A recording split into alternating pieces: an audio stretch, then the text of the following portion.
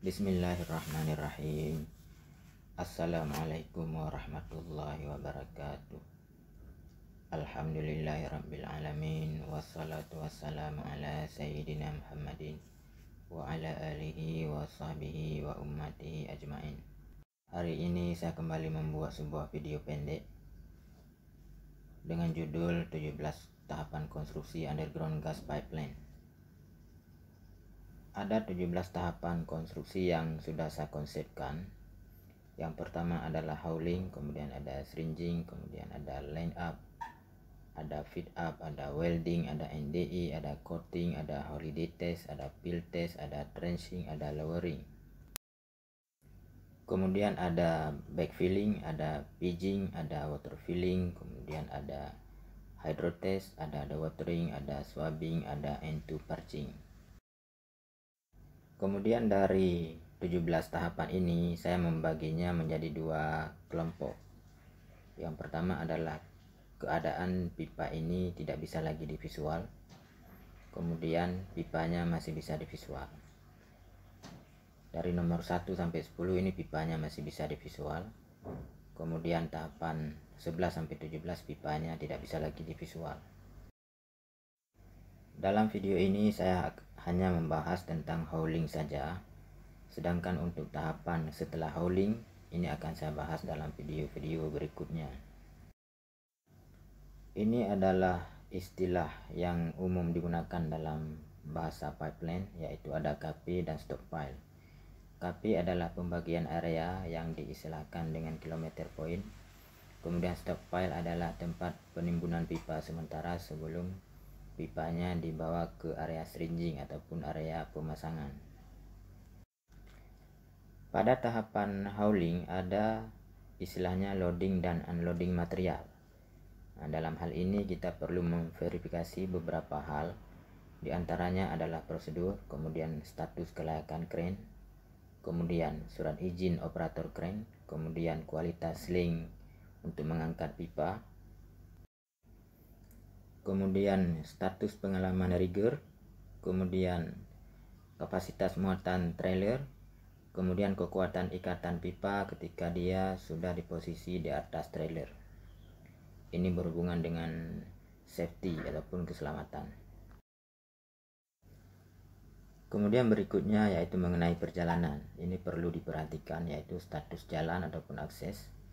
Kemudian flagman yang mengatur transportasi di area persimpangan, kemudian rambu-rambu pada belokan-belokan jalan, kemudian keamanan selama perjalanan. Ini juga perlu diperhatikan. Kemudian berikutnya yaitu mengenai traceability. Dalam hal traceability ini perlu diambil recordnya ataupun dicatat pipa ini diambil dari mana, kemudian akan diturunkan di KP berapa, kemudian kuantitinya berapa. Kemudian setiap pipa harus dicatat juga head numbernya, pipe numbernya, dan lengthnya. Ini semua harus dicatat secara lengkap. Setiap angka dan huruf tidak boleh ada yang salah ataupun tidak boleh ada yang tertinggal.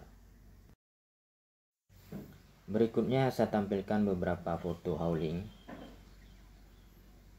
Ini adalah tangkapan kamera ketika kapal merapat di pelabuhan untuk membawa pipa.